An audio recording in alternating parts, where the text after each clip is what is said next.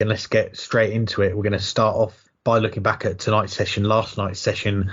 When you're listening to this, we've had Nathan Aspinall, Alan Suter, Michael Van Gerwen and Luke Humphries secure the last 4 spots in the quarterfinals over the weekend coming up. And we've got to start with that Michael Van Gerwen, Josh Rock game at a first competitive meeting between the two. It was the headline act tonight and it certainly didn't disappoint. What was your take on that game and everything else that we saw tonight?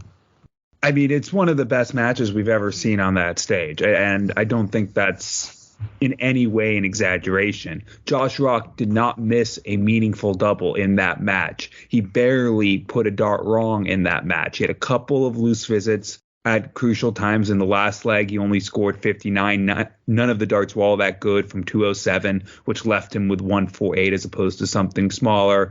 He didn't give a good go at the 130 a couple legs earlier, right after he got broken, when he had a chance to get back into it. And a couple other visits like that on setup shots. But that's about it.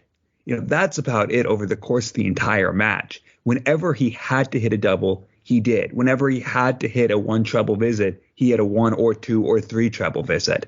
And even after getting broken in the first leg, he immediately broke back with a 9 darter. He didn't do anything wrong. And that's why he averaged in the end nearly 104. And that's why he pushed an on-song Michael Van Gerwen 18 legs and forced MVG to play at or near his best for much of the match. And MVG said as much in the post-match interview. We don't hear that often. But MVG knew he played well in a match that went 18 legs. And MVG said, yeah, I played well. I had to play at my best in order to win that match. I had to stay at my game and I had to keep playing well, else I would have lost, because Josh Rock is the real deal. And there's been very few people in history that we've seen Michael Van Gerwen give unqualified praise to, and he did to Josh Rock. Back 5-6 years ago, he would to Gary Anderson when Gary Anderson played his best. Obviously, earlier in his career, Phil Taylor. But that's earlier in Van Gerwen's career. I mean, he did it to Phil, said that to Phil Taylor. But that's about it. There's really not been. There's been matches where MVG has graciously congratulated his opponent, but he didn't play his best. Or even when he won, he didn't play his best, but he figured out how to get over the line. And there was none of that in this. MVG was pushed almost to a last leg decider. He only managed to break Josh Rock twice in the course of the match. He had to hit 3 3-dart out shots in that match, and almost all of them had to go. He had to play really well to beat Josh Rock, and even still only did barely. It was a phenomenal performance by both of them. And it's a match that we will remember as one of the best matches ever at the Grand Slam of Darts, and very possibly as our match of the year. As far as the other matches on Thursday night, how they went, I mean, they were all fairly competitive. Jermaine Waddamena, a couple times it looked like he might make a mini run to get back into it, but Nathan Aspinall was just the better player in there. But again, it's good to see Jermaine Waddamena getting back to form. We haven't seen him play well since really the start of the pandemic. There's been some signs over the last few months as he's had some deep runs on the floor. He's in the conversation for the match play and next year as things currently stand. So it looks like he's getting back, but Nathan Aspinall is just a bit too much for him. The other 2 matches, though, were really good. Johnny Clayton nearly had a great comeback against Alan Suter after Alan Suter showed some fragility as he neared the finishing line. But in what was really a fairly high quality match, and one that kept twisting and turning. Whenever Alan Suter looked like he had broken and taken an insurmountable lead, Johnny Clayton broke right back. That was a good match. And Johnny Clayton still not playing at that level he was last year. But boy, Alan Suter's really come back on in the last few months. And that's why he's almost in the top 32. And in the last match, Ross Smith didn't get going until it was a bit too late. Obviously, there was that leg where he was well ahead and missed God knows how many darts at double, kept busting on double 1.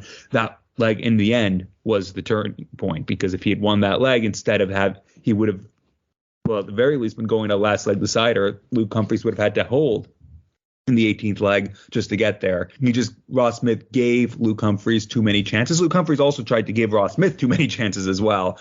It was a good match, but both of them, Ross Smith is going to be disappointed, and Luke Humphries is going to know that he needs to up his game. And, well, he can up his game if he's going to go further in this tournament. But Luke Humphries is still there searching for that first major title.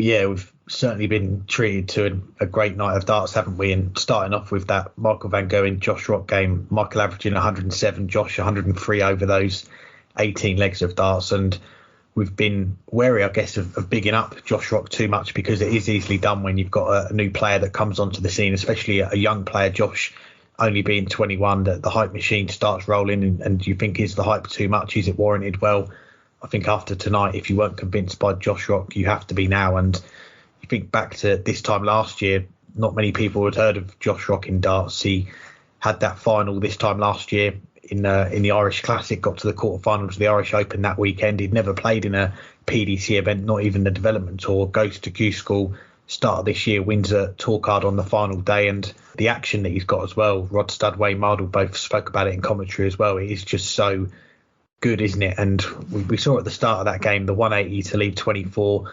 Michael Van Gerwen takes out 1-2-4 on the ball to break, kicks off with a 180. Josh Rock in the biggest game of his career so far, and there's probably going to be bigger ones, you'd have to say, but hits that 9-dart leg, and yeah, it was a special moment, wasn't it? And the celebration, and I think standing in front of Michael Van Gerwen, having just broken back in a game like that, he took a moment to let it sink in a little bit. I know he injured himself, I think, in the celebrations as well. But yeah, it was just a great moment for him. And yeah, I guess going forward now as well, we're going to see what else he can go on to achieve, because there is still the Players' Championship finals and the big one, the World Championship. And we've just seen him push the Player of the Year, one of the best players ever, almost all the way, the first time they've ever played each other on the big stage. So yeah, a lot of potential for Josh Rock going forward for sure. And the other players that got through tonight, of course, Nathan Aspinall, I don't think he's hit top gear just yet in this tournament, but did what he had to do, got that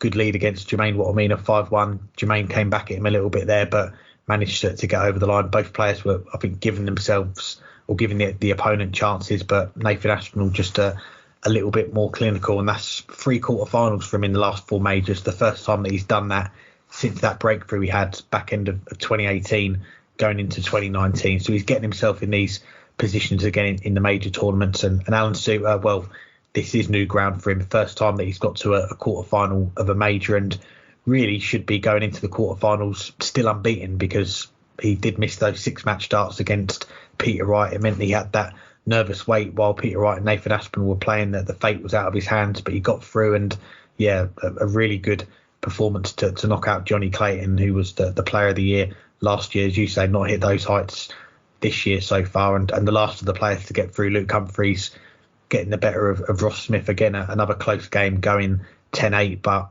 yeah, I think that is an important win for Luke Humphries. He's provisionally up to number 5 in the world right now, and yeah, we could have a Michael Smith, Luke Humphries for Team England next year in the World Cup. But for him now, it's about the Grand Slam and seeing if he can get over that line and get that first major and follow what Ross Smith done only a few weeks ago.